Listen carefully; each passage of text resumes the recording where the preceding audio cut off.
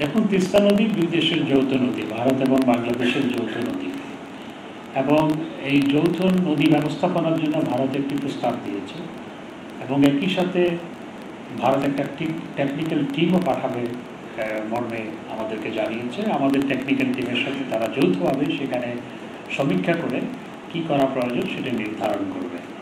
তো যেহেতু দুই দেশের যৌথ নদী এবং অপর দেশ যার সাথে আমাদের সেই যৌথ নদী, তাদের প্রস্তাব আছে, সুতরাং আমাদেরকে প্রথমে সেই প্রস্তাবটা বিবেচনা করতে হবে স্বাভাবিকভাবেই।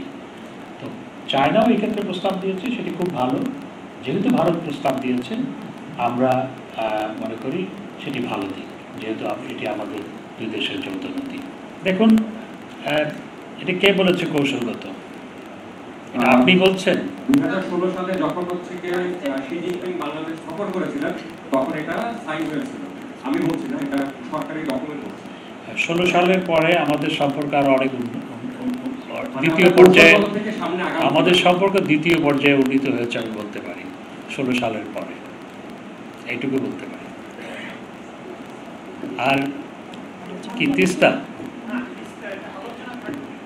যদি তারা আলোচনায় আনে তাহলে তো আলোচনা হবে, তারা যদি আনে হবে কিছু যায়। আমি আজকে দেখলাম, একটু আগে ওমানের রাষ্ট্রদূত আমার সাথে দেখা করেছে এবং সোশ্যাল মিডিয়াতে দেখলাম একটা, এবং সেটা কয়েকজন সাংবাদিক শেয়ার করেছে এবং প্রথমে দুইজন সাংবাদিক সেটা পোস্ট করেছে উইদাউট ভেরিফাইং যে ওমান কিছু ডাক্তার নিয়ে যাবে এবং সেখানে লেখা আছে যে বাংলাদেশ এবং চায়না, তারপর রাশিয়া এবং ইউক্রেনের ডিপ্লোমাধারীদের অ্যাপ্লিকেশন করার প্রয়োজন নাই। We have verified this is simply bogus, wrong and negative propaganda against the country and the people. তো এইটা কোনো সাংবাদিক যে ভেরিফাই না করে এটাকে পোস্ট করেছেন এবং সার্কুলেট করেছেন, দিস ইজ রিয়েলি ফ্রাস্ট্রেটিং এবং এটা আমাকে খুবই আহত করেছে। আমি যেহেতু সাংবাদিকদের বন্ধু এবং আমি 5 বছর তথ্য সম্প্রচার মন্ত্রী ছিলাম, তো সোশ্যাল মিডিয়া অনেক কিছু হয় যেগুলো আসলে সঠিক নয়। দেখুন, আমাদের সাথে এমওইউ হবে, কোনো চুক্তি হচ্ছে না, সবগুলো এমওইউ হবে।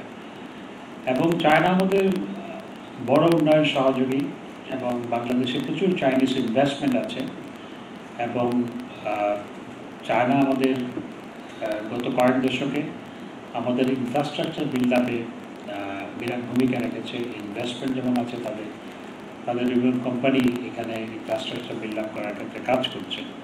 সুতরাং আমাদের ডেভেলপমেন্ট ইস্যুটাই মেইন প্রায়োরিটি পাবে এবং ইকোনমিক কোঅপারেশন প্রায়োরিটি পাবে। দেখুন, সেরকম ঋণ চুক্তি বা এমওইউ তো নাই লিস্টের মধ্যে। প্রথমত আমাদের সেরকম ঋণ চুক্তি বা এমওইউ আমাদের লিস্টের মধ্যে নাই। ইকোনমিক কোঅপারেশনের কথা, ইকোনমিক কোঅপারেশনের জন্য আমাদের মধ্যে এমওইউ হবে। There is no amount because কোনো চুক্তি হচ্ছে না। আমাদের একটা জেনারেল, আমি এখন যেটা থেকে বললাম, যেহেতু ইকোনমিক কোঅপারেশন কথা, ইকোনমিক কোঅপারেশনের ব্যাপারে একটা এমওইউ হবে। শুধু সেই এমওইউর আলোকে ভবিষ্যতের নিডের বেসিসে আমাদের প্রয়োজনীয় নিরিখে এবং আমাদের সমস্ত প্যারামিটার মিট হলে পরে তখন সেই ক্ষেত্রে ব্যাংকিং সেক্টরে কিংবা ইকোনমিক সেক্টরে কোঅপারেশন হবে। আর আমাদের রিজার্ভের কথা বলছেন, রিজার্ভ এখন আমাদের ভালো হচ্ছে। আপনারা দেখেছেন রিজার্ভ ধীরে ধীরে বাড়ছে এবং এটি ক্রমশ ইনশাল্লাহ বাড়তে থাকবে।